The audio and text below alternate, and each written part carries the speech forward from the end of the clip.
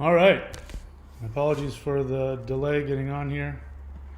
Still learning all of the new software stuff because I'm streaming on multiple platforms. So, this is Mahadeva, the OG Thunder Wizard. Today we're going to be asking the question: Enlightenment or Perfected Immortals? Which would you prefer to be? And what is the difference? What is the difference between being enlightened and achieving physical immortality? And why do we have apparently at least these two options in our spiritual practice? So, enlightenment.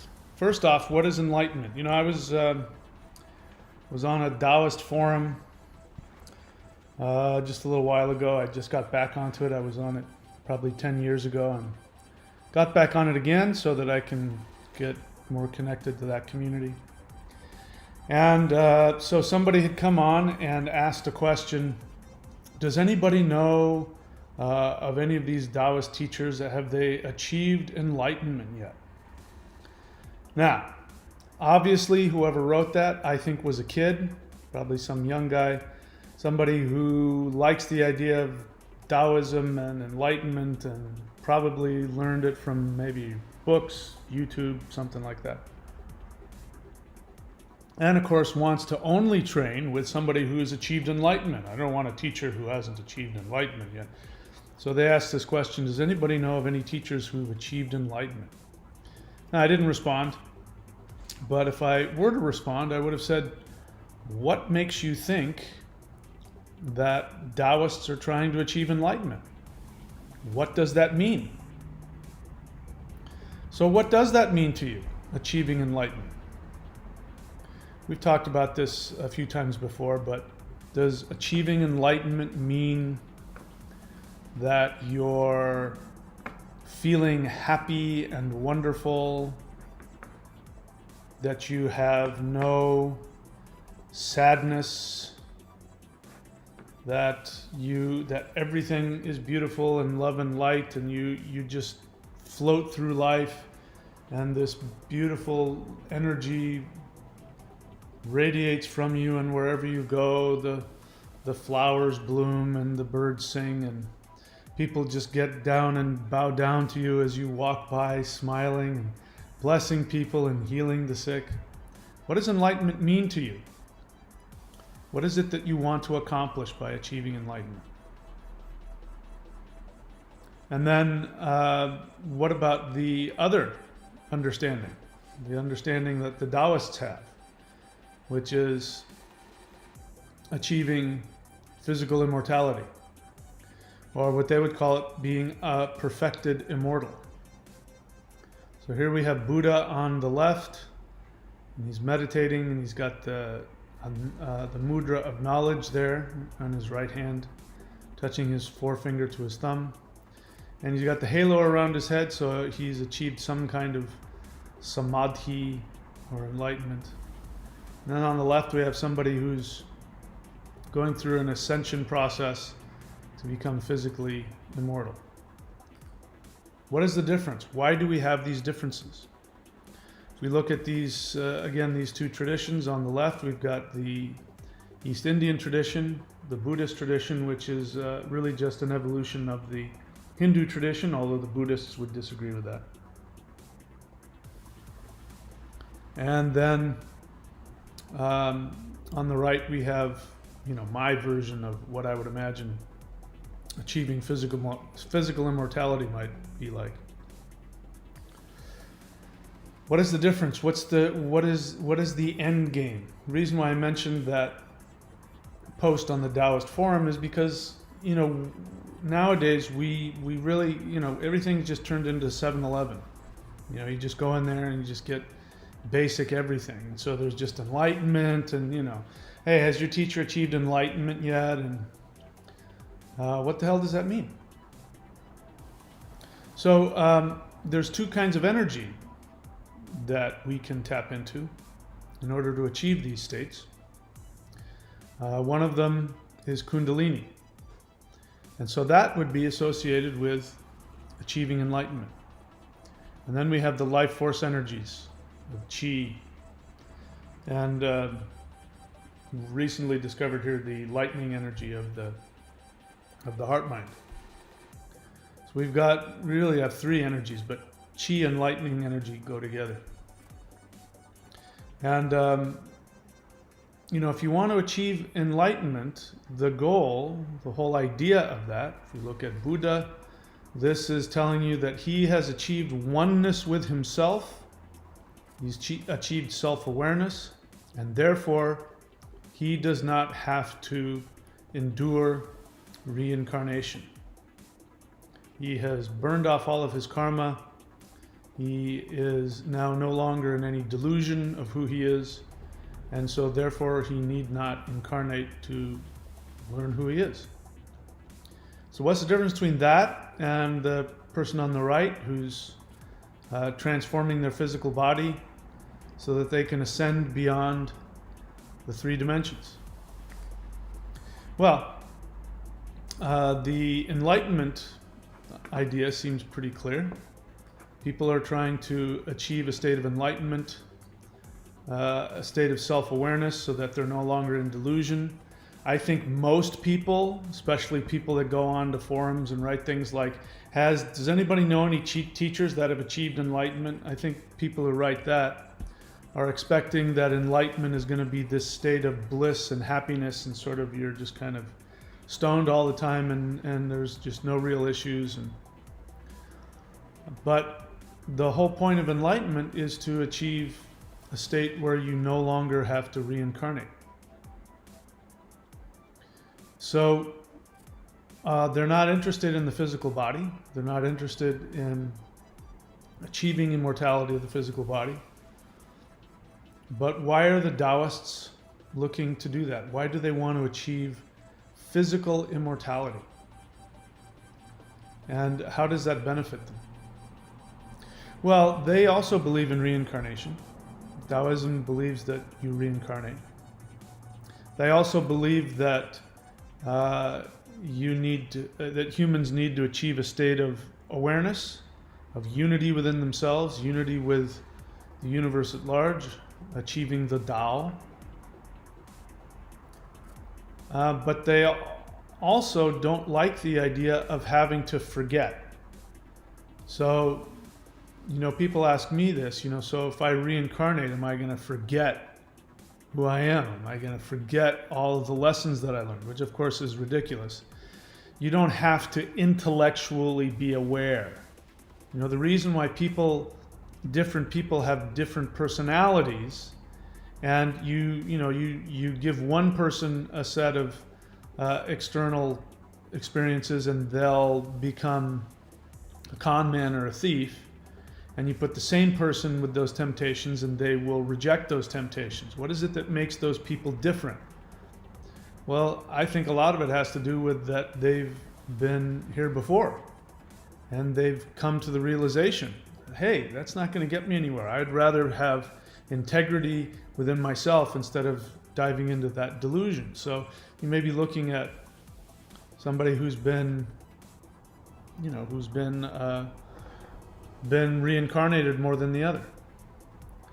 But the idea that that the person who chooses to do what is, quote, right and follow his or her integrity, they don't have to intellectually go, yeah, because last life I was a thief and it was really awful and I really wish that I had not done that, so in this life I'm going to do the right thing. You don't have to have that intellectual memory. Your spirit retains the knowledge, and it doesn't have to be any kind of knowledge of what happened when. But there's still that fear of, I don't want to forget. I don't want to have to grow up and go through all of the pain of learning all this stuff all over again and becoming an adult and getting old and dying. I just don't want to do that. So the strategy of the Taoists is they achieve physical immortality and achieve ascension. So for them, physical immortality is again, this is why I have Dr. Manhattan here, because he's a good example of that. That's the mindset that they're going after, is they want to achieve a state of perfection on the physical plane, where the cells of the body vibrate at a higher level, so that they can, like Dr. Manhattan, get to a completely different state of being. That they're not bound by three-dimensional reality, and therefore they're immortal. They won't die. And so then in that state of timeless immortality, then they can do the self-work. They can do the meditation, and then they'll have time to achieve enlightenment. So they're still going after the same thing. It's just they have more of a practical kind of understanding of, if I just keep doing this, how many lifetimes do I have to keep doing this before I achieve enlightenment and then achieve unity? I don't want to do that. I'd rather hold on to my personality and my memories and not have to, replay the tape. And while I'm doing that, I can achieve a state of deity. They're actually working to become a god.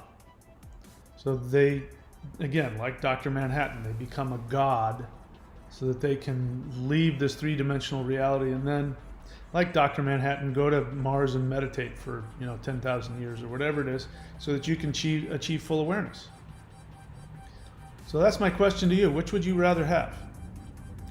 Would you rather just completely leave this physical experience, this human experience altogether, just check out and go into the light and experience the bliss? By the way, it's there's so many people who refuse to believe in the idea of going to the light. That this victim mentality of that there are false beings of light waiting for you, and so you're supposed to avoid these false beings of light because they're going to send you back and force you to reincarnate so that they can feast off of your entrails. And so people, whenever they hear about people dying and seeing the light, they have this feeling that they should avoid the light. All of that is avoiding yourself. It's interesting that belief has come into vogue nowadays. According to, if we're talking about the Enlightenment tradition, about achieving enlightenment, according to the Tibetan Book of the Dead, every single person, no matter how perfect or imperfect you are, every single person at the moment of death sees the light. This light is available to them, and the light starts to draw them in. And if they are afraid, if any fear comes into them, then they will deviate from the light, and they'll be brought back down into some lower realm and eventually become reincarnated again. So the whole idea of avoiding the light is exactly what, if you're avoiding the light so you won't be reincarnated, guess what? It's avoiding the light that actually forces you to reincarnate. Because the light is your soul. Your soul is infinite. Your soul is, your soul rests here in the heart center, and it's this infinitesimally small point of light that is like what the universe was before the Big Bang. It is timeless. It is perfect. It is omnipotent, omniscient, and it is nothing but pure bliss. That is your truest essence. That is your soul. And so when you die, that's the first thing that pops up, is you. And so you are drawn to that. And if you choose to deviate from that, or if you have fear about being engulfed, this is the fear that a lot of people have when it comes to relationships. People who have been gone through abuse as infants or children, they have problems attaching to other people, attachment disorders. So they can't have relationships. As soon as they start to fall in love or feel a connection, they flip out and they sabotage it. People listening to me, you know what I'm talking about? You've done this before. The fear of engulfment.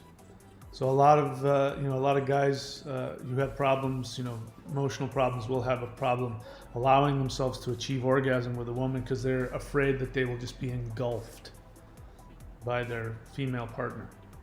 And it has to do with a fear of attachment.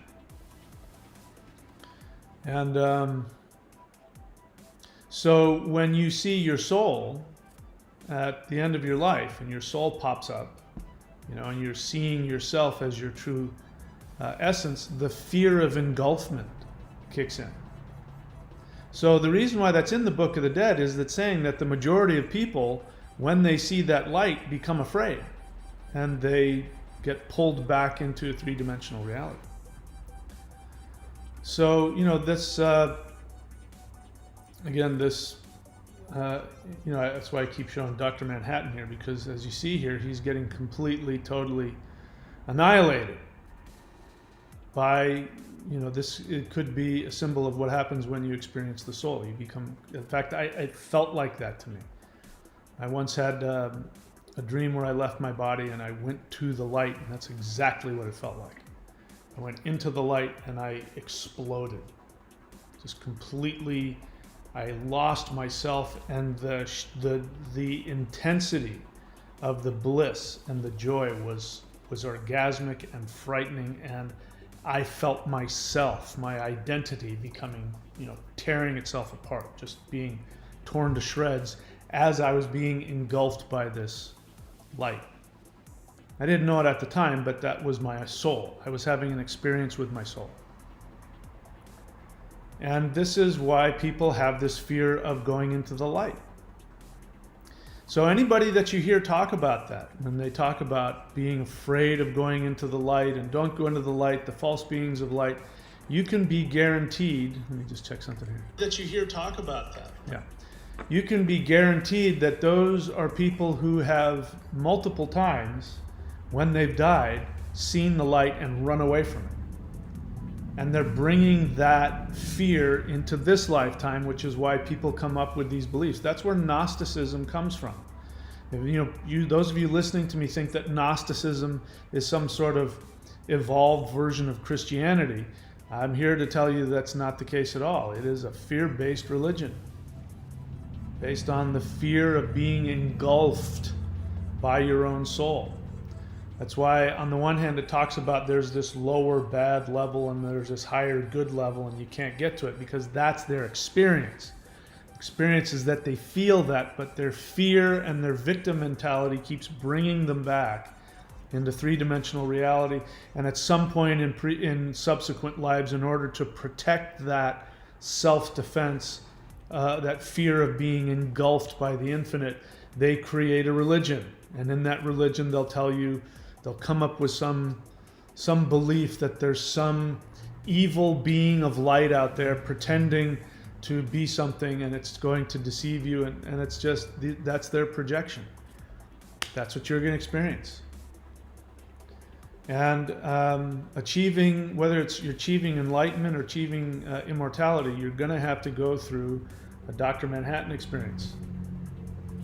You're going to have to go through that experience where you get pulled to pieces and then you have to reconstruct yourself. So let's talk about the things that both of these things have in common. So in order to achieve enlightenment, according to the Hindu or the Buddhist tradition, if you want to achieve enlightenment, what am I looking for? Is that in order to achieve the Buddha state of enlightenment, you're going to have to use energy. The energy to do that is Kundalini. So this is why the Hindu tradition and the Buddhist tradition have such a strong connection to Kundalini and to mantra and that kind of meditation. Because the Kundalini is the energy in the spinal column that is actually, if you want to look at it in terms of like a program, it's an app. It's an app in your hard drive that allows your infinite soul to attach and interface with non-spiritual, three-dimensional illusion. In between those two states is Kundalini. But without Kundalini, human beings would not be able to have a spiritual identity or experience. They would not identify with their soul. This is the difference between animals and humans. This is why, chimpanzees can, just tear each other to shreds and not think twice about it. Whereas human beings, even though they can choose to, disconnect from their spiritual being and tear other people to shreds, there's still this morality associated. We still have this, we know that that's wrong. We shouldn't do that. And so the more human you become, like in my ancestors' language, Man, M-A-N-N, Man meant mind. Humans were the reflection of the spirit. They were the mind. Not the intellect, but the divine mind. So that's why in the Norse tradition you have dwarves and you have humans. And even though nowadays when you see pictures of dwarves are these tiny little creatures with pointy hats, or short, stocky Scottish guys with red beards and hammers, and that's what we think dwarves are, but that's not what they were. In the original mythology, if you were looking at a dwarf and a human, you couldn't tell the difference. They looked the same. So they're walking in a group of people, and some are going to be dwarves and some are going to be humans. The difference between the dwarf and the human is that the dwarf has not awakened to its divine mind nature, whereas the human has awakened to its divine nature, and that's what makes the difference between a dwarf and a human. So we won't get into that in this discussion today. So Kundalini is what they meditate on. So that's why over here Buddha is deep in meditation, and he is actually activating his Kundalini, or it's already been activated, and that halo tells you that it's reached the crown chakra, and that's where he is. He's in a state of samadhi because his Kundalini has risen to the top of his chakra, which has given him connection to his divine self. So the enlightenment is self-awareness, the awareness of your divinity. And as the Kundalini rises through the chakras, it goes through the different realms of maturity. Base chakra is about feeling comfortable with stuff. Little babies need to be wrapped in blankets because they need to be protected. They need stuff. So people who are really into having a lot of stuff, they've got lower chakra issues. When you become conscious in that, you move up to the sexual chakra, which is why little kids want toys. And then when kids get into their teens and they start awakening sexually, their second chakra is being awakened, and they want to go out and dance and go to parties, and they want to express themselves. They want to be individuals. And so that's the sexual center, and then they become mature in that, and then they get to the navel center, which is going out and having a career or achieving a life and having an identity.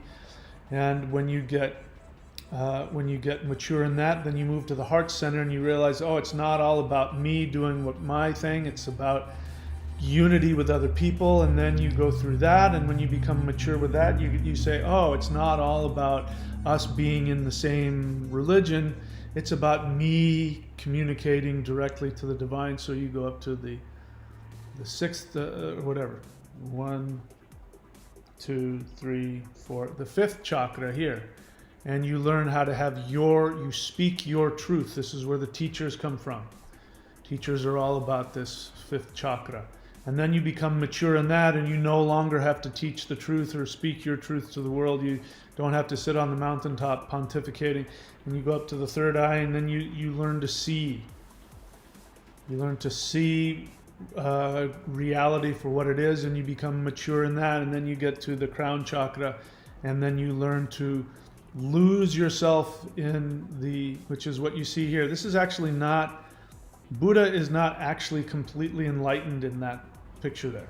He's achieving his highest awareness in his crown chakra, but complete enlightenment is after that's happened and you've had your enlightenment experience and you've left your body or whatever, then you have to come back, and then the Kundalini has to go back down. And then the true enlightened master is he's just a person. And he doesn't care about spirituality. He doesn't go around telling people what to do or how to live. He's that grandmother next door that's, giving cookies to kids, and, just nothing bothers them, and they're happy, and they just go through their life. And yep, that's what's going on over there with those people in government. And yeah, there's a war going on over there, but isn't it beautiful? Look at the sun, and, they're just in the moment. They're back, they're fully enlightened. They fully know who they are. They no longer need to do that spiritual thing. So this is the path of enlightenment, and that is that full awareness then, that grandmother who's handing out those cookies, who's just enjoying. It's a beautiful day, and none of the other stuff really matters. It's all, being aware and living in the moment and enjoying your essence of who you are. No religion necessary. It's just being fully aware. That person dies and doesn't have to come back.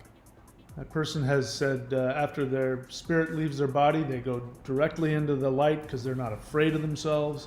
They're not afraid of being engulfed or enmeshed. And they lose themselves in the light, and they never have to come back.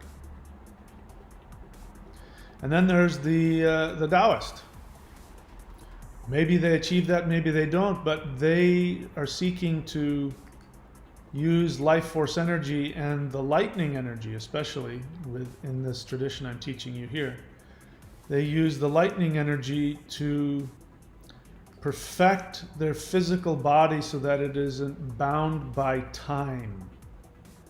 And then the idea is then, without having to lose my identity, on the one hand I get to experience the full experience of three-dimensional reality, or fourth and fifth dimensional reality.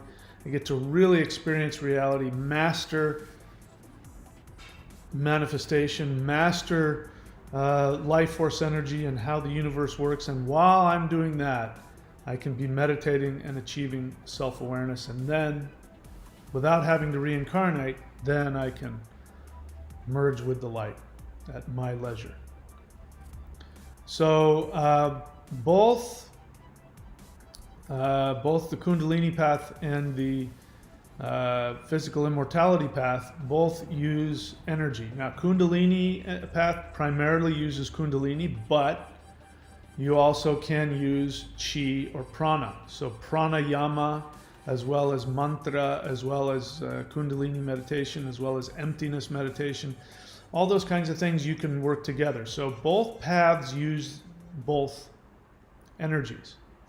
The immortal path is focused more on Qi and the lightning energy, but when you stimulate those, you also stimulate the Kundalini. So Kundalini is connected to Prana and Qi, and doing a lot of pranayama will stimulate the Kundalini, and when you stimulate the Kundalini, you will also stimulate life force energy. But you can focus on one or the other. Or you can do what I've been doing at thunderwizard.com. If you go to thunderwizard.com, sign up for the Warrior 90-day subscription, I'm actually combining the two. So I'm doing Kundalini yoga postures and pranayama, and we're doing mantra, which is Kundalini as well. And then we're taking the Qi power, which is life force energy, and we're connecting to the lightning power of the heart. So actually we're using all three energy sources. I personally enjoy it.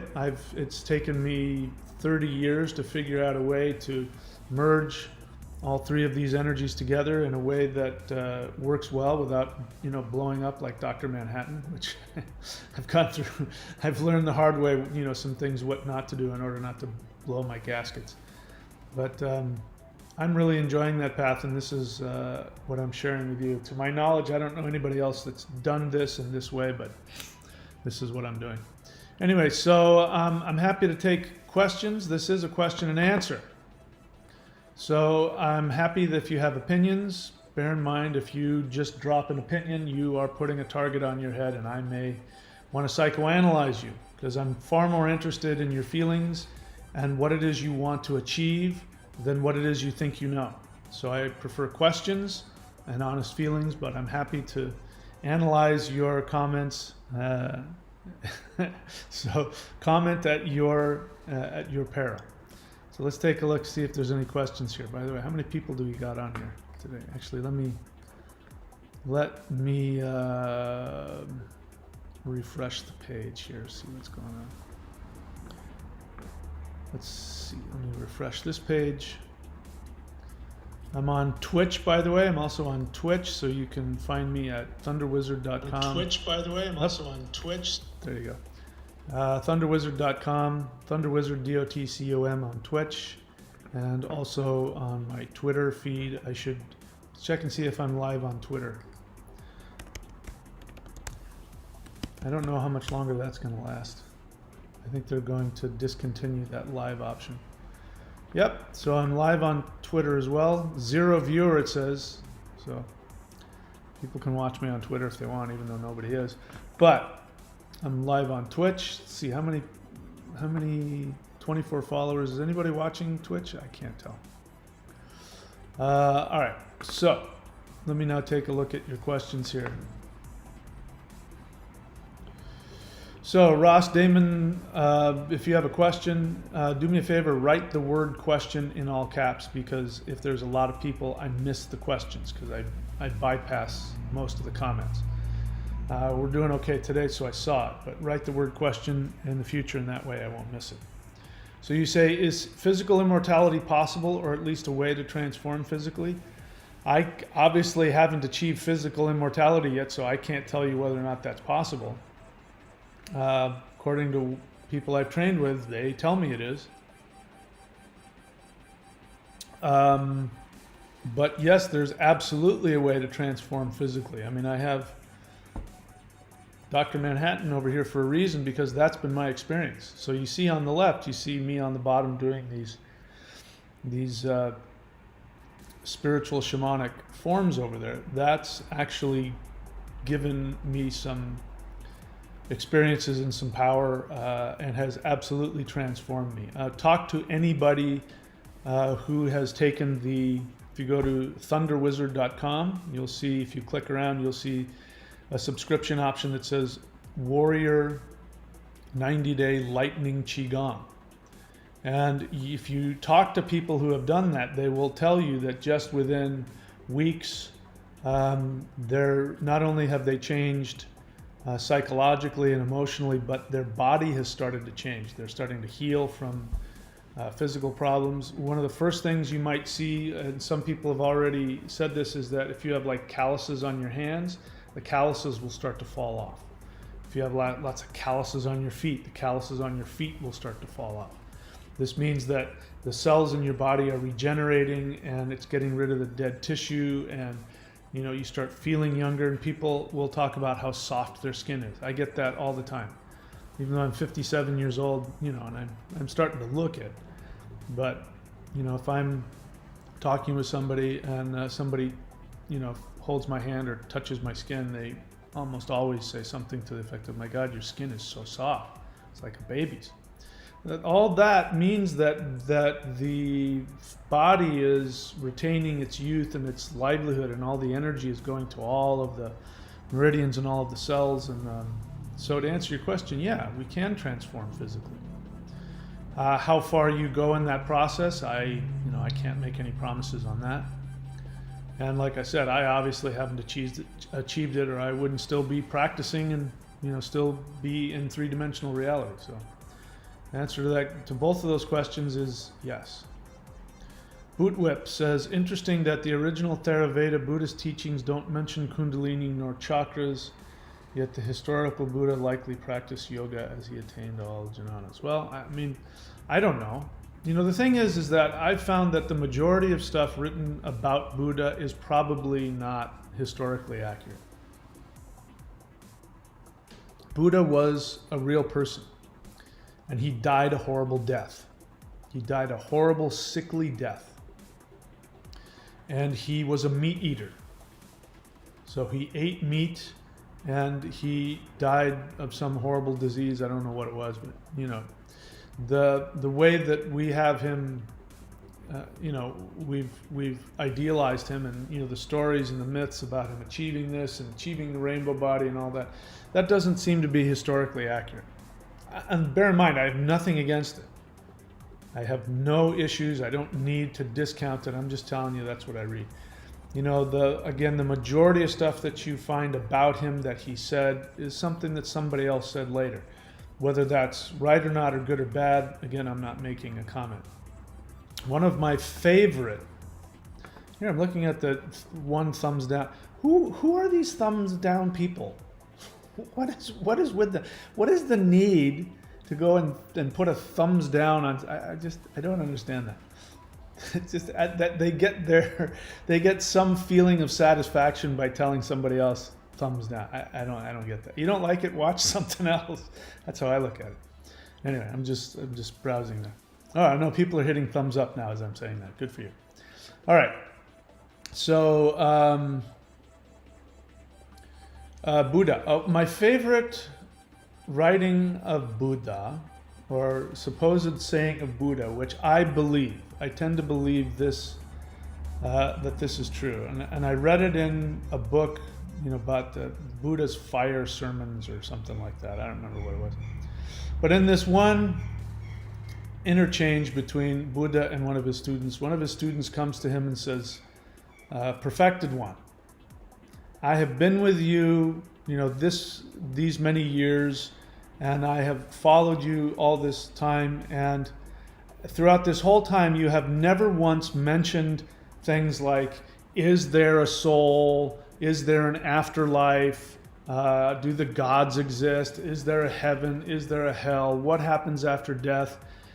You haven't mentioned any of these things yet. When are you going to tell us about this? And to which he responds, and of course it's all in poetic, so he repeats everything like word for word. And he says, dear student so-and-so, when did I ever tell you that I was ever going to tell you anything about the gods, or anything about the afterlife, or anything about the existence of the soul, or anything about reincarnation? When did I ever tell you that I was ever going to teach that? The only thing that I have ever taught you is that that grasping causes suffering, and that the way to avoid grasping is the middle path. That's the only thing I have ever taught you. That is the only thing I ever will teach you. So if you're waiting for me to tell you about whether the gods exist, or whether the soul exists, or whether there's life after death, I'm never going to do that. That, I think, is probably the truest representation of Buddha. Because Buddha, he wasn't at all interested in this physical immortality stuff. He didn't care about that. The only thing he cared about was that in every moment of his existence, as I understand it, is that he wanted to be free of attachment. He wanted to be in the moment and be free of attachment. That's all he cared about. That was his enlightenment. His enlightenment was the middle path. That if you pull the bow too tight, it'll break, and if you don't tighten the string enough, then it won't vibrate. You've got to have your bow string tightened just to the right tension. So that middle path, right down the middle. That's all that he was about. And I love Tibetan Buddhism, but Tibetan Buddhism is Tantric Hinduism. It's the majority of it is tantric Hinduism. All of the Tibetan Buddhist Buddhas are actually names of Hindu deities.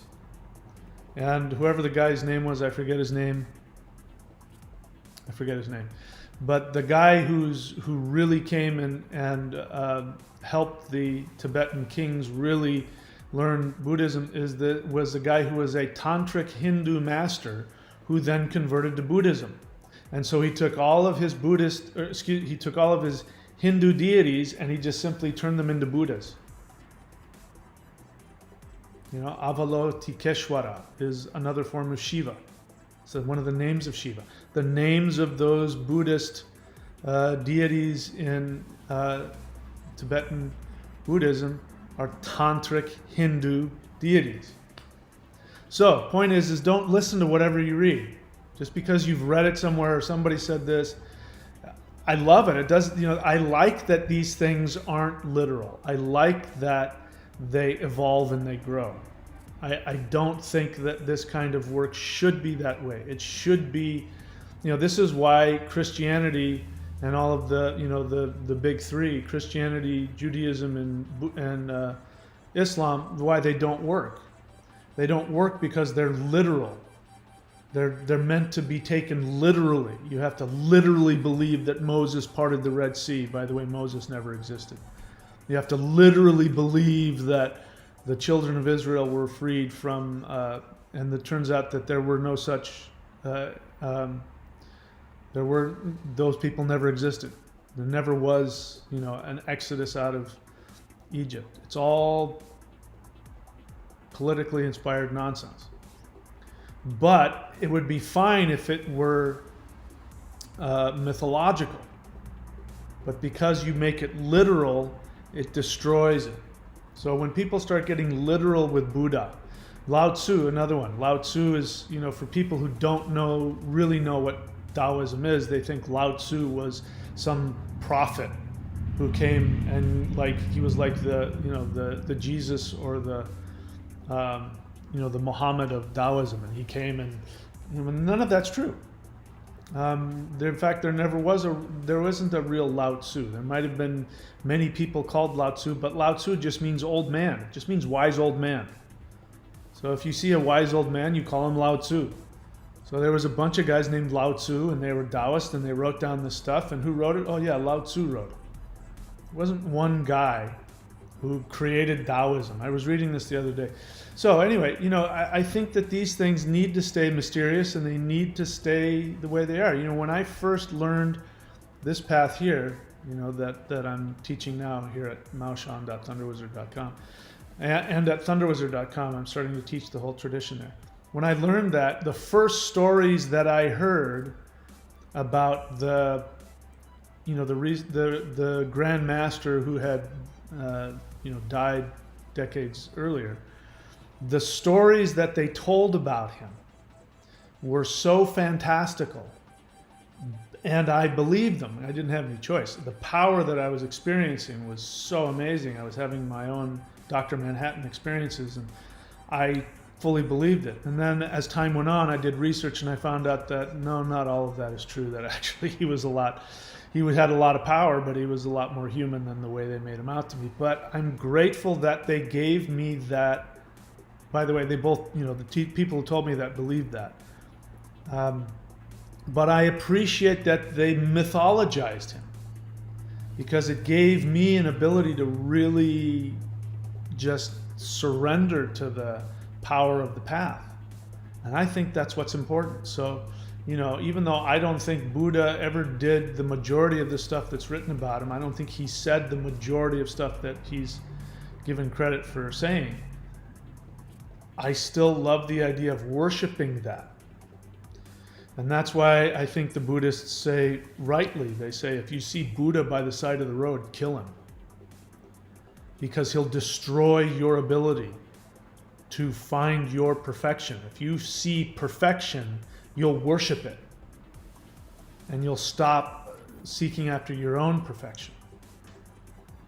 So I think that's a really beautiful thing. So anyway, a boot whip. Yeah, I don't know what he did or didn't do. I honestly don't care. Whatever Buddha has morphed into today is what's important. The idea of him. I'll give you another really cool example of this. I was talking with a guy years ago. In fact, I was teaching him these 5-element forms, and he was from Britain, and he was talking about he had once I don't know, ate mushrooms or acid or something, and he said that he talked with Merlin the magician. He was meditating in the mountains of Wales, and he said he was high on something, and he said that he talked to Merlin the magician, and he said that Merlin the magician told him, "I'm not a real person. I exist because people fantasize about me, and their fantasies have created me." He says, "That's who you're experiencing right now." He says, "I'm not a real person." And I think that's what Buddha is. Definitely that's what Jesus is. Jesus is a completely fictional character, never existed. Talked about that in multiple places. So if somebody meditates and Jesus appears to them, I'm not going to deny that Jesus appeared to you. Was it the historical guy? No, because that guy never existed. But I think that's where this kind of worship should stay, and it should continue to morph and change and stay magical. There's something about that I wish I could put into words, but this is anyway, let's keep going here. Boot Whip, if you have a question, write the word question, and I'll know that you're asking me a question. You say, how do you skillfully and wisely ground and hold and discharge all of the power?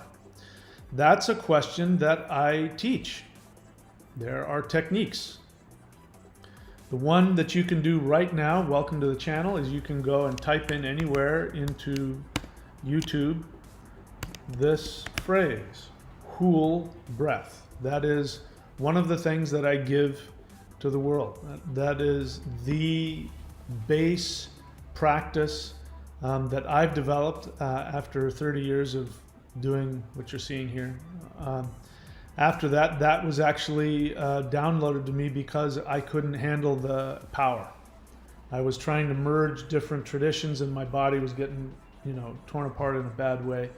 And so I went into meditation, and I said, give me one practice that will ground all these energies and ground me, and the Hool breath was what I was given. So if you want to, instead of me talking about it, you can go and experience it.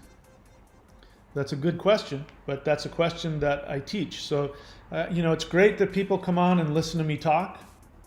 I'm glad that you do that. I'm glad that people find that entertaining.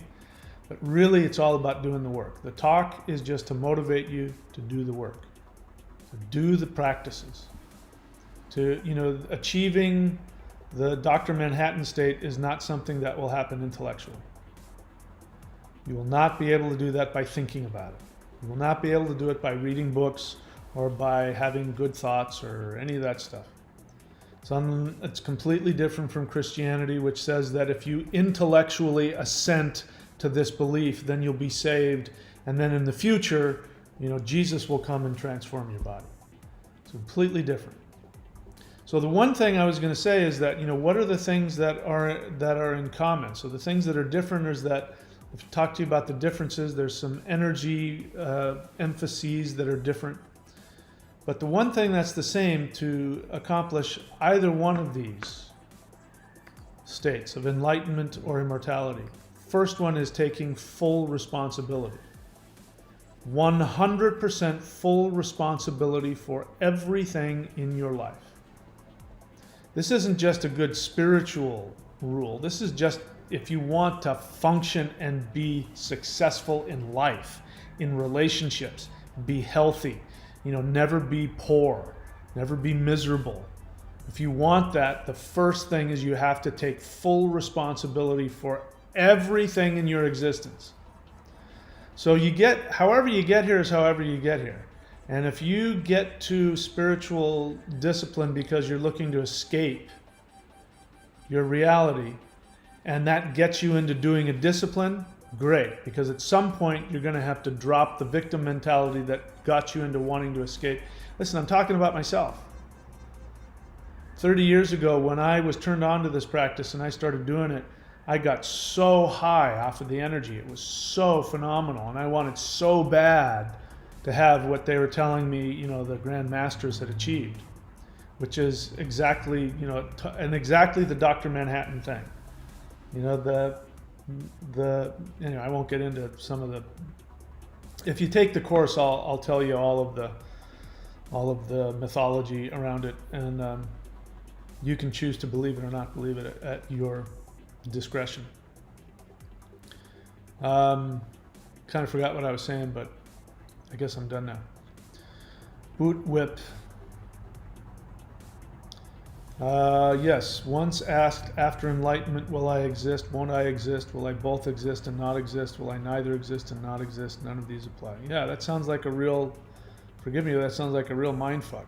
It sounds like something, you know, when people smoke weed, that's the kind of question you ask that doesn't get you anywhere. It feels really deep, but it's really just mental masturbation. Let's see what else.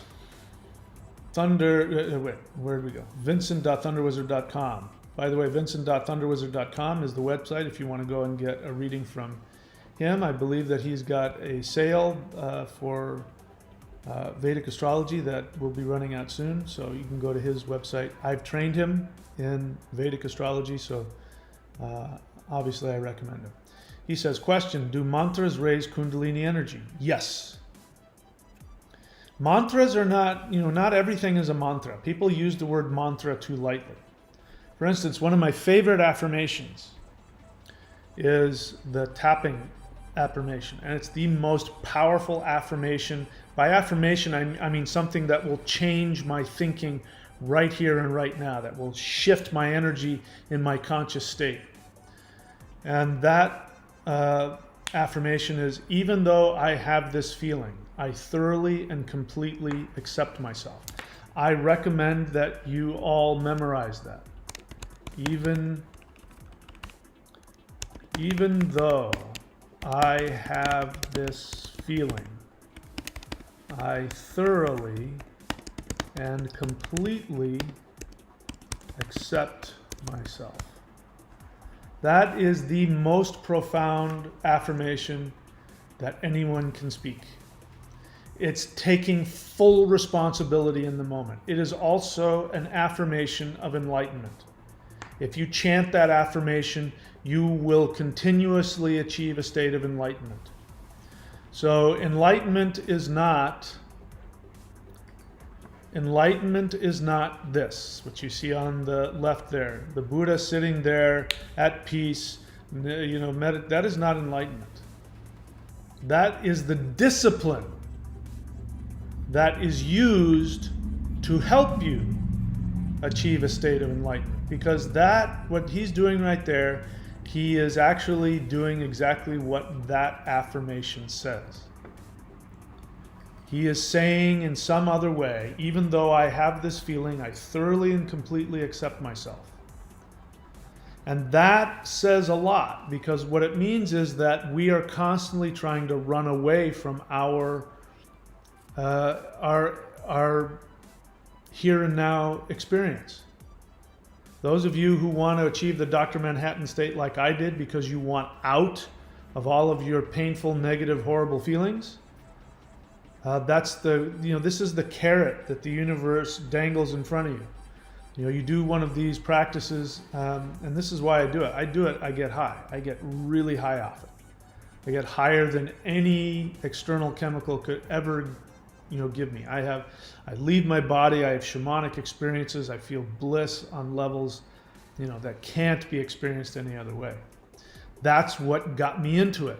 But then in order to keep that experience, the energy will then start to bring to your awareness all of your faulty thinking, all of your unresolved emotional issues, all of your psychological attachments, your fears, your delusions, and you will go through that pain of being torn apart, of letting go of who you think you are. And so you end up getting the same result. Instead of sitting there and blissfully realizing that I am all things, You go through, like it's like, makes me wonder about what happens when people have the experience of being abducted by aliens. That horrifying experience that they have of being taken to another reality where things don't make any sense and they don't know who they are, and they are experimented on by beings, and that makes me wonder if they're having an enlightenment experience. It makes me wonder, all that stuff, because that's what it feels like. When I first started doing this stuff, I used to call it Vulcan Kung Fu, because it was ruthless. What the energy did to me, it was not there was no user friendly aspect to it. When I do Kundalini yoga brings things up, and it's very user friendly. Kundalini says, "Hi there, human, imperfect human. Hey, we've got this stuff over here we want you to look at. There's some things that you could take some responsibility for and maybe forgive this person, but don't rush yourself. Take your time. It's okay. It's like you're just going into the jacuzzi 1 inch at a time." Whereas this stuff, that's why I just love that Dr. Manhattan thing, because you do it, the energy's so intense and it's ruthless. It says, "Oh, you want to become a perfected immortal? All right, so we're just going to start doing some psychic surgery and start pulling all the garbage out. And by the way, we're just going to smash your ego and your experience of yourself. But the end result is you're going to have all this power. You're going to have all this experience, and then you'll gain the enlightenment." So anyway, why did I talk about that? What else is this? Do mantras raise Kundalini energy? Yes, they do. The way that mantras work is that mantras are not invented. Mantras are something that have been downloaded. So when a shaman downloads a mantra, it's because he sees it or hears it. There are different levels of energy. Same with runes. Runes are the same kind of thing. The sound of the runes are vibrations within the universe that are constantly vibrating. So when you chant a mantra, you're tapping into an existing vibration. This vibration raises the Kundalini, and the Kundalini then goes into your unconscious mind. And like those virus programs, it goes into your unconscious mind and it starts to break apart false attachments, false beliefs, fears, unresolved issues, and then those things rise to the surface. Again, Kundalini mantra work has that carrot that dangles in front of you. The first time you do the mantra, you feel this bliss and this energy, and then after you do it for a couple of weeks, you start going through hell. Your life starts falling apart. Let's see, there was a book, I can't remember the name of it, but it was, again, I think it's fictional, but I think it makes perfect sense. And it's about this Kundalini yoga master, this Aghori master. And he would talk about one of his teachers, and he says, "Don't get a mantra from my teacher. It'll destroy your life." People say, "What do you mean? He's this enlightened master. Why wouldn't I go get a mantra from him?" He says, "Trust me, he's at a totally different school. His belief is that he wants you to see past this limited life, and he wants you to be, like he is. And he's this guy who lives out in the forest and just has a begging bowl and a diaper on. I mean, that's all he's got." He says, if you take a mantra from him, that's where you're going to end up. Because people that he had students who went to the other guy's teacher and didn't listen to him and got a mantra from the guy and came back, a few weeks or a couple months later and said, "What the hell's going on? My wife just divorced me. I just lost all my money. My business went down the tubes. I have no job. I'm homeless." He said, "I told you not to get a mantra from that guy." But that's an extreme example of what mantra is trying to do. So this is why Vincent.thunderwizard.com. If you guys want to get a mantra, you can go to him because he can look at your chart because I've taught him how to do it. He can look at your Vedic chart and find out exactly what mantra your chart wants you to do. And if you do that mantra, if you do a mantra that is coded to your DNA, then what will happen is those things in you that are self-sabotaging to your success and your happiness, those things will be brought to your awareness and you'll be able to deconstruct those things and your life will change.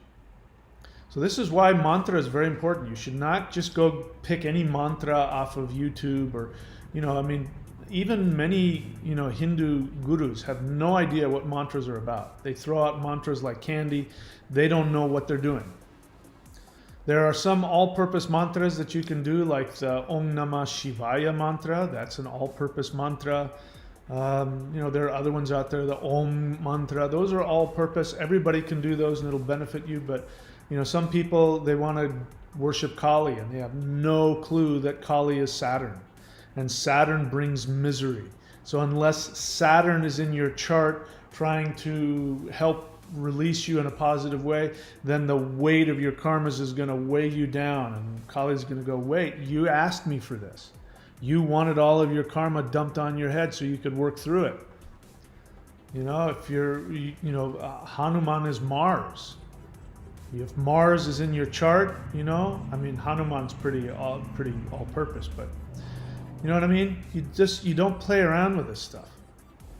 So mantras are Kundalini, and they do raise your Kundalini energy. And even if you get the wrong mantra, like I said, you'll become enlightened, but it might destroy your life in the process. So let's see. He says, I've been drawn to shamanic drumming and mantra chants. I'm curious about how they work. Yeah. So I do have somewhere on YouTube and on CD Baby, I have CDs of me chanting mantras to shamanic African drum music. Anyway, I don't promote that stuff. And then he says that the 90-day challenge has been very transformative for him. Yeah.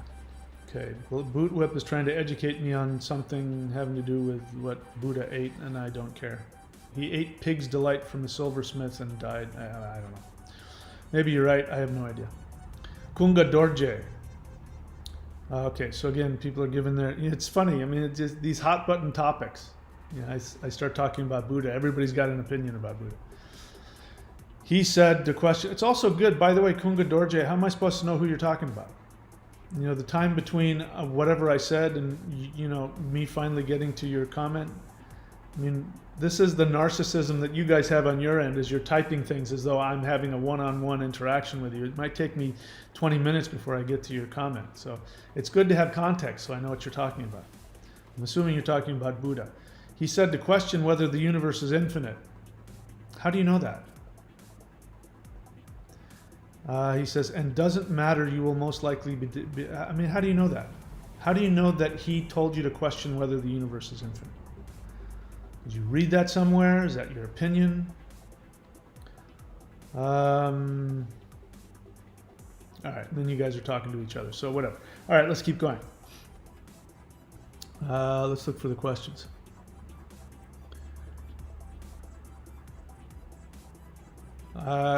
Creative Virgo, I don't know if that's a question, and I don't even understand it.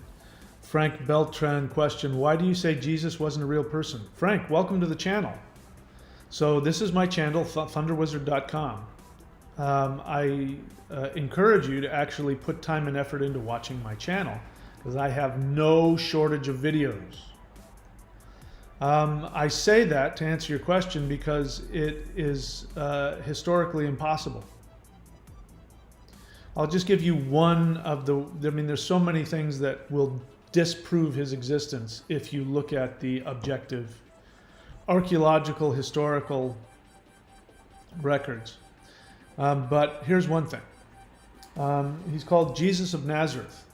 And according to the biblical tradition, which you are told you must take as literal history, according to the biblical tradition, Jesus of Nazareth was born of a virgin in Bethlehem and raised in a city called Nazareth. But the actual fact of the matter is that Nazareth was a town that was founded some 100 years or so after Jesus' supposed crucifixion. It is therefore historically impossible for him to have ever lived, because there was no Nazareth at the time that Jesus supposedly lived. That's just one irrefutable fact. There's plenty of others. So if you're really interested, put some effort into watching my channel and searching my channel for the videos about Jesus. Did Jesus really live? Etc., etc. Let's see what else. There's Chris Howder. Hello, Chris. How's it going, buddy? Good to see you. I was thinking about you, actually, Chris. I was thinking about you a couple of days ago. I was thinking about sending you a video of where I'm planning to live, because I know you would love it. Life is pretty fucking cool up here. Or down here, sorry. Let's see what else. Renee Heal the Eagle question. What is the significance of ravens eating your insides? I don't know. I've never experienced that, nor have I read about that. So I can't answer your question. It sounds very shamanic. It sounds like having the shamanic experience of being destroyed and put back together. Frank Beltran question. Can a person reach peace and, quote, enlightenment if the body is in chronic pain from bodily injury? Me? Frank, I don't know. I can tell you my thoughts about it, knowing that I'm still learning and I'm just a human and I only know what I know. But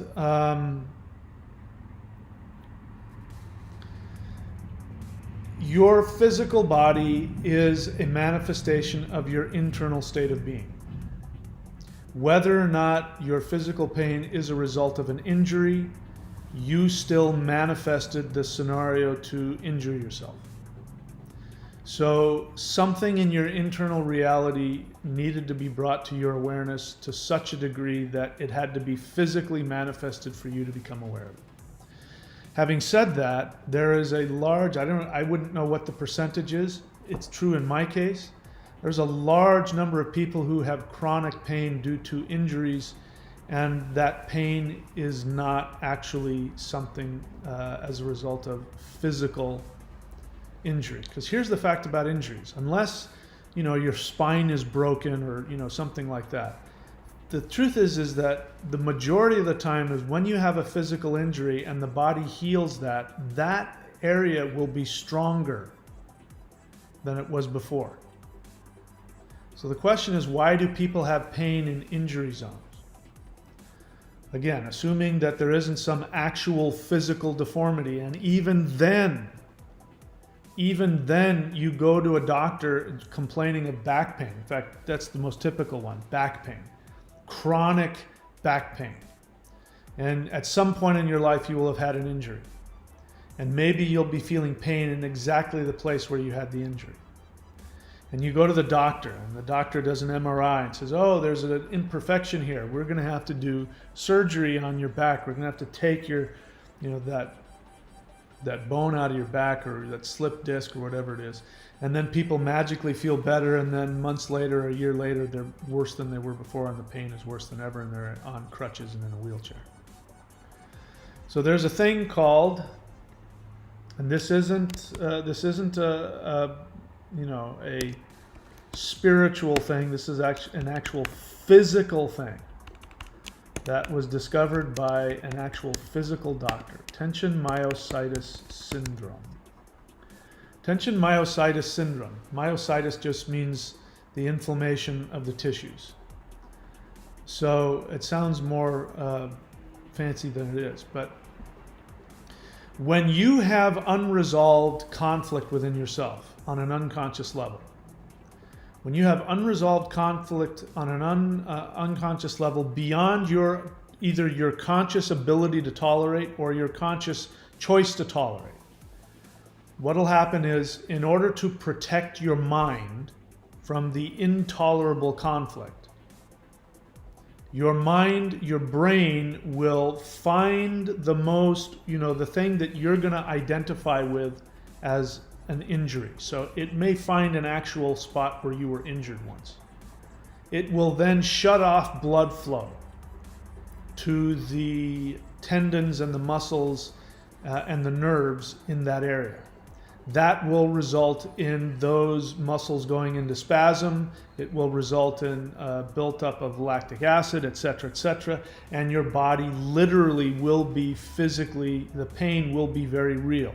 The physical immobility will be real. You will have a real physical injury, but there's literally nothing wrong with you. You go to the doctor, he'll see maybe some bone is slightly out of joint, and they go, oh, I see, that must be it, because you have this slipped disc here.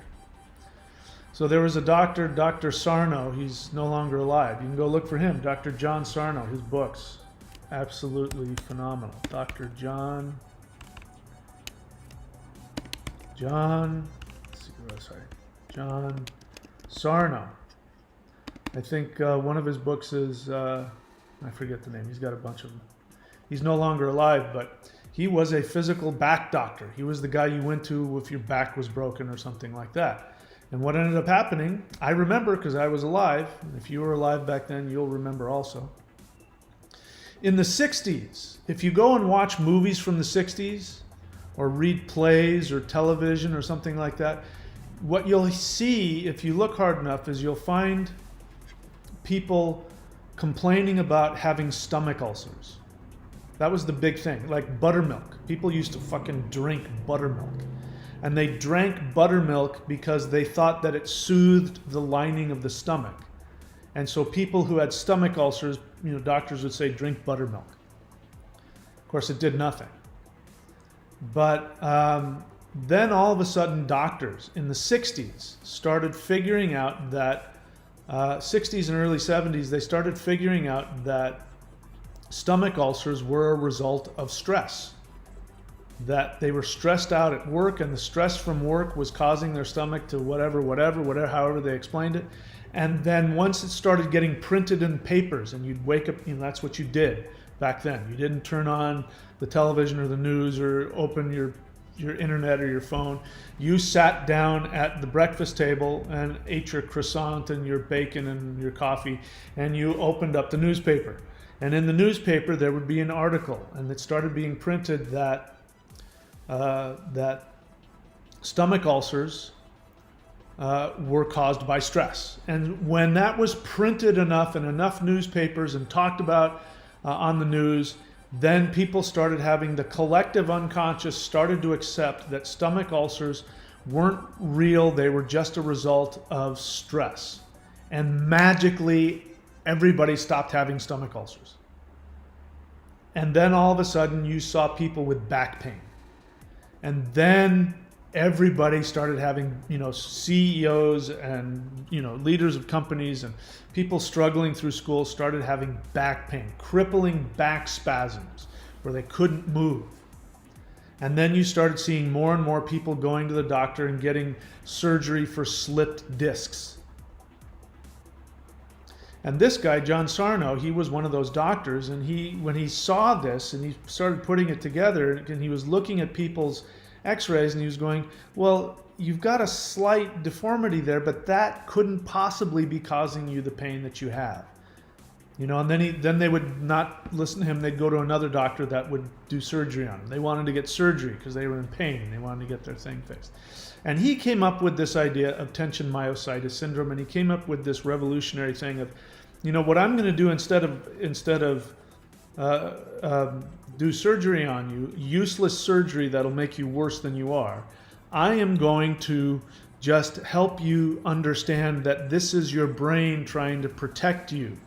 It thinks it's protecting you from whatever it is that you can't tolerate. So he wouldn't even psychoanalyze them. He said, if you want to go and get therapy about issues, your stress, fine. But here's what you don't do. You don't take medication. You don't get surgery. You start to take full responsibility and understand that your brain is doing this to help you avoid your pain. And people magically started healing. Once they accepted he had some ability, that he had the ability to get them to understand that this was psychosomatic, that the pain was real, that the tissues really were inflamed. It wasn't that they were imagining the pain. The pain was very real, and the tissues were at a real disadvantage, but there was nothing physically wrong with them. Your brain was shutting off blood flow so that you would have an excuse to justify your internal conflict that you're not willing to look at. And when he was able to convince them of that, they would magically get better. This happened with me.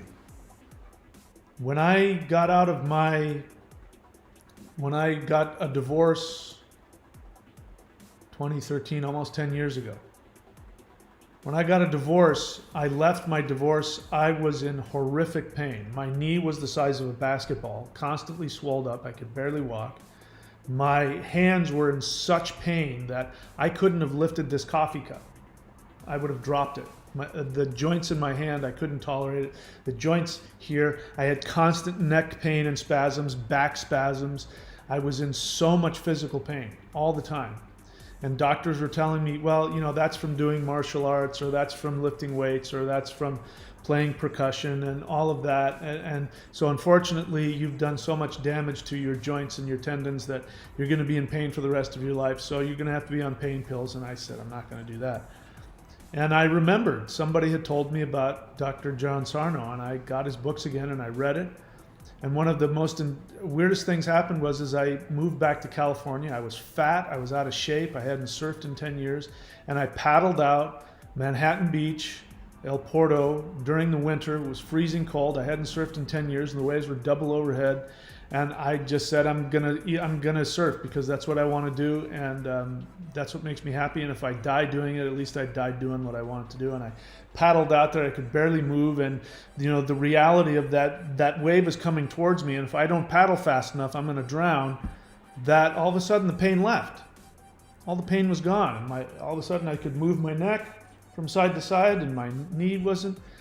And I battled with that. It came and went for a couple of years.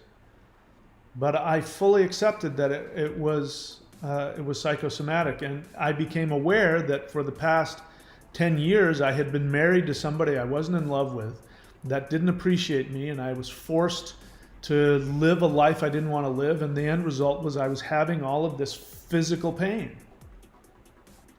So, Frank, I don't know whether or not your pain is because you actually injured yourself, or your chronic pain is a combination of something else.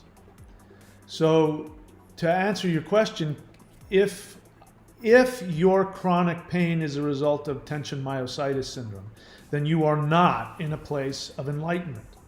So my question for you is, what is it that you're doing in your life that you don't want to do? What are you accepting about your life that is intolerable because either you want to please your spouse, or you want to be a good person, or some other unresolved unconscious issue? My experience, most people with chronic pain have a major conflict that they're not looking at. Just to give you another example, people that get carpal tunnel syndrome. For a while, I had carpal tunnel syndrome. Carpal tunnel syndrome, if you look at it, who does it affect? It affects people who do typing for a living. They go to a job, they sit in a cubicle, and they sit around and they type all day. And they hate their job. They hate it. But they have to have a job, and life is expensive, and I have to pay my bills, and I want to go be a ballerina, but I'm 40 years old and it's too late, and I have to pay bills, and I have kids, and they go and do some job they can't stand. And what's the first thing that happens? They get carpal tunnel syndrome, which is nonsense. It's just, typing doesn't do that kind of damage to your body. It just doesn't. So that's a perfect example of somebody's unresolved emotional conflict that they are unwilling to look at because they're buying into some idea of who they're supposed to be. And that rage has to go somewhere. Because if you feel the rage, then you're going to quit your job and you're going to go become a ballerina. Or like what I did. I finally just got so I was so unhappy and so unwilling to be miserable that I divorced my now ex-wife, and with no money, I traveled back to California. I bought a wetsuit and a surfboard, and I paddled out into freezing cold winter water and was prepared to drown because anything was better than not living my life. And then magically all those things went away. So Frank Beltran, I suspect that you have that going on, and your desire to achieve peace is probably your desire to avoid the conflict inside of you. So you're trying to escape your pain, and that has nothing to do with enlightenment. Enlightenment is one thing. This is my definition, and you can't talk me out of it. Enlightenment is having all of your thoughts, all of your feelings, all of your impulses, positive and negative, having them fully, embracing them and feeling them fully, and not acting out destructively. So you can't stuff them down or you can't escape them. You have to feel them. And then you must have the consciousness to know what actions are constructive for you and everybody else. That is enlightenment. You cannot get more enlightened than that. So this idea of Buddha sitting in enlightenment and he is very peaceful and nothing is bothering him, that is a fantasy.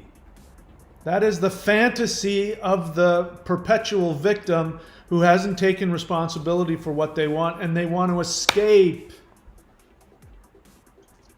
So I hear that in your question. Can I achieve peace even though I have raging unconscious conflict? Now, is that the case for you? I don't know. I don't know enough about your injury. And the problem is that a lot of those injuries were real and are real, and sometimes people can't tell the difference. Because that's the whole point. The whole point of these chronic pain injuries is your unconscious way of saying, I don't want to take responsibility for this. See, I can't be a ballerina. I have this chronic pain issue that never goes away. I would love to go surf, but I can't. I've got chronic neck pain and back pain, and I can't do it. It's so hard because it's not that it isn't real. Point is that what created it? So, I don't know. The honest answer to your question, Frank, is I don't know. My suspicion, I'm pretty confident that if I had an hour session with you, I feel very confident that it's likely I'm going to find out that you have some unresolved conflict and you're not taking responsibility and you're doing something or not doing something in your life, and you can't tolerate the thought of facing it, so you stuff it down, and as a result you have this chronic pain. So the short answer is, if I'm right, and your pain is a result of internal conflict, then no, you're not going to reach enlightenment while you continue to tolerate living a life you don't want to live. This happens with relationships, it happens with jobs. You know, you were told something as a kid. A good person does this. A good person stays in a relationship longer than they're supposed to. A good person has 10 kids. A good person sits behind a desk and slaves and works like a slave all day. You know, even if there's no parents or no spouse around, you still run around with those things. Not you specifically, but people run around with those things. And, you know, I was just talking with somebody the other day about this, a couple of my clients. And, you know, I was watching something about uncontacted tribes in New Guinea. Now, don't get me wrong, I have no interest in living that life. That doesn't sound like fun at all. But what you see when you see those uncontacted tribes who live in the jungle like that, because when you live in the jungle, you have to live in some kind of balance with your surroundings. And what those people do is they get up whenever they feel like getting up. They don't really have clothes. If they need shelter, they build it. They sit around and they smoke tobacco all day, and they interact with each other. Little kids just run around and do whatever. And then if they're hungry, they get up and they go hunt. Or they get up and they go fish. You know, they'll go to the river and fish, or they'll go and hunt. Oh, so-and-so's getting married. We're going to go build them a hut. So that everybody gets together and they chop down some trees, and it's really hard work. But they don't have this concept of hard work. You know, I was hearing, I shared about this. One guy chopped his leg wide open. I mean, just cut himself wide open. And instead of everybody flipping out, they all started laughing. And he's bleeding, and he's got this huge gash, and he's laughing because they just don't have this concept of hard work. Being something, they don't have that concept, because that's not their instinct. Is to relax and enjoy life, and when they need to go work to accomplish something having to do with their survival, they happily go do it. How many of us live like that? I do my best. I try my best to live like that. I really do. And I tell you, it works. It works. So, Frank, are you living a life you can't fucking stand? Are you miserable? Is life a chore? Are you carrying your cross? Well, then that might be part of your chronic pain. All right, let's keep going.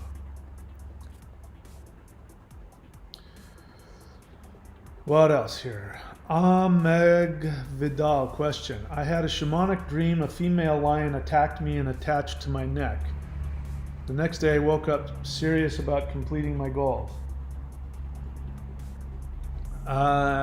Any comments? No, it sounds like you know more about that than me. Sounds like you figured it out. You know, I don't know. I really don't know what to say about that. Dreams are one of three things, as I understand it. Dreams are either your unconscious fears, your unconscious fantasies, four things, or it's just your brain.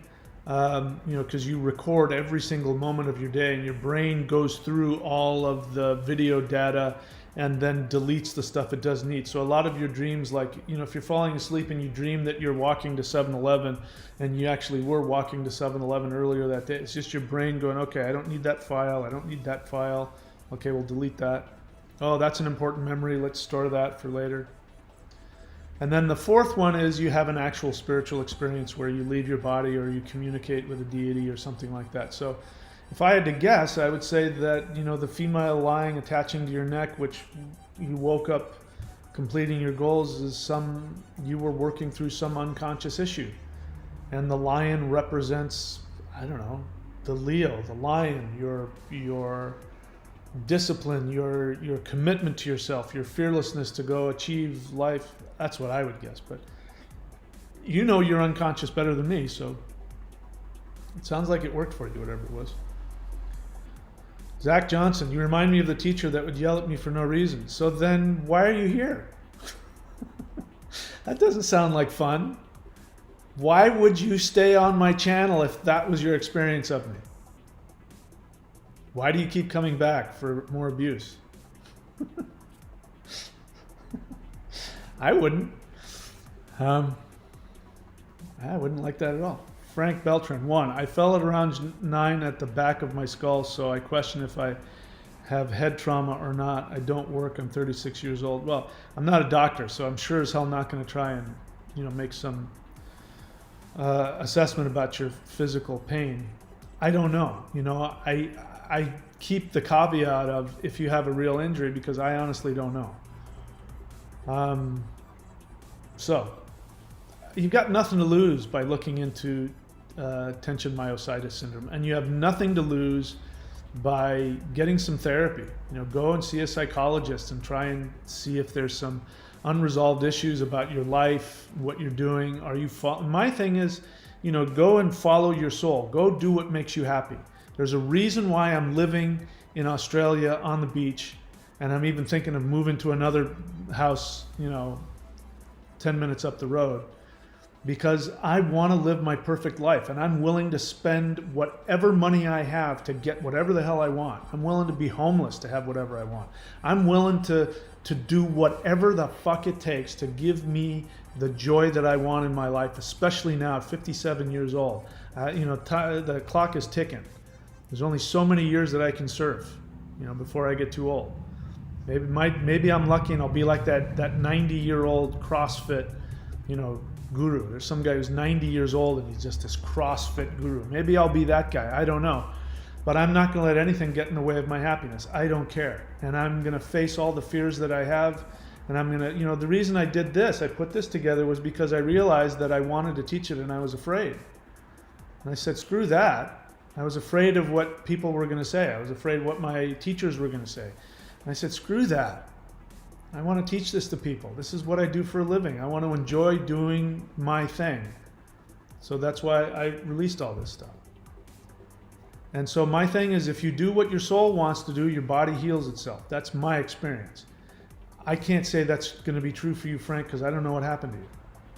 But you got nothing to lose by getting a psychologist and looking at your unresolved issues, working with somebody like me, reading Dr. John Sarno's books, and asking yourself, is there other stuff I could be doing in my life that I'm not doing?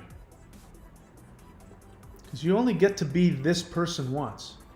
I will only have this body once, and this body has served me well, and this body has allowed me to physically, really experience life, and I don't know what my next body will be like. So I'm gonna just enjoy the shit out of this body. I'm gonna do everything I want to do, whatever the hell that is, and I'm not going to put any judgment on it. Because the truth of the matter is that when I do what is good for me, I help everybody else. When I'm really selfish and I do things that make my soul happy, everybody benefits. Even if there are people in my life that get their feelings hurt, even if it destroys relationships, everybody benefits. So don't let anything hold you back. Let's see what else. I've been told by a curandero. So you've been told by a witch doctor. I don't know if they have powers or not, but I'm already putting that in the file.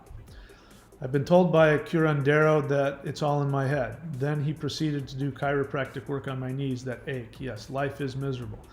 Well, so maybe he's right. I don't know. I like, as spiritual as I am, I'm very practical. I think that there needs to, this is why Chinese medicine, they have a spiritual thing, but they're also very practical. There's a science to it. Maybe your curandero was right, maybe not, I don't know. Some spiritual healers I've seen can really do work, and a lot of them are just full of crap.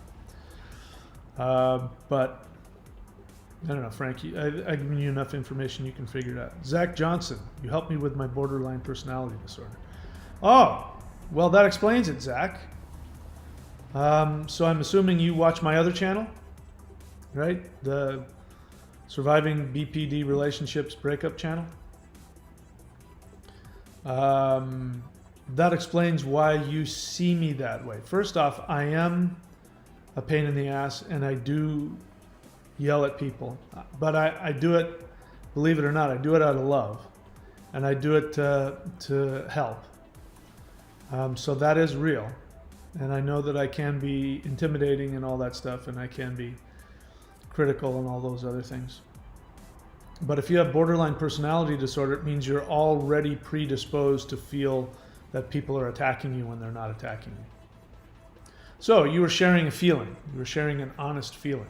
So yeah, put on there honest feeling, and I'll know the difference. I'll know the difference between if you're just complaining or if you're sharing an honest feeling. So if you write the word honest feeling, you remind me of that teacher that used to yell at me for no reason. Then I'll know that you're trying to actually consciously work through the feeling, which is what that's all about. Creative Virgo, is that a question? No. All right, that's it. I don't see any more questions. I'm done for the day. So here's the deal. Those of you who, and people are signing up, if you go to maoshan.thunderwizard.com, I am going to be videotaping and teaching the 5 elements of the spirit fighting forms, which for me have been the most powerful, fundamental, physical, emotional, spiritual thing I've ever done. And it's the thing that's, I could go on and on about it, but it's the one thing that's, it's the most important thing in my life. Definitely the most helpful thing I've ever done my entire life. And I'm going to teach you the first 5 elements of that. There's going to be 2 phases. The first phase is I'm going to teach you the quote Tai Chi way. So there's a way where we do it. We do the form slowly so you get it right, and you're just going to focus on the energy. Then who knows how long, maybe a year or later down the road, when people have mastered that, then I will teach you exactly what I'm doing here in this form. I'll teach you the more advanced. You won't be able to tell the difference in the beginning, but I will. And while, if you're doing those 5 elements, I also am going to require that everybody be subscribed at the thunderwizard.com 90-day Warrior 90-day Lightning Qigong, because that's going to be where we're going to be checking in on a regular basis, and I'm going to be sharing how to, maybe we'll have a live stream just for that at some point where I'm answering specific questions having to do with that. I'm going to be introducing more Qigong and more exercises and the meditations that go along with this. So I'm going to be teaching the full practice at thunderwizard.com, the Lightning Qigong. Not everybody, should need to do the 5 elements. If that's not your thing, don't do it. But if you are doing the 5 elements, you have to be doing the rest of it. That's a requirement. Go on to, if you want to see all my books, my DVDs, and everything else, you can go to courses.thunderwizard.com, and that will give you everything else. Anyway, all kinds of, what else? Energy healing .thunderwizard.com. If you want an energy transmission from me, you can go there and get that. I can't think of anything else. I've got too many. I've got to centralize all of my links. I'll work on that. So that's the deal. That's what I'm doing. I don't see any more questions here. I don't see any more questions here. So, all right, that's it for me, guys. All right, so thanks for showing up. It was good to see my friend from California, my old friend. I've known that guy for, how long have I known you? 30 years? I've known that guy a long time.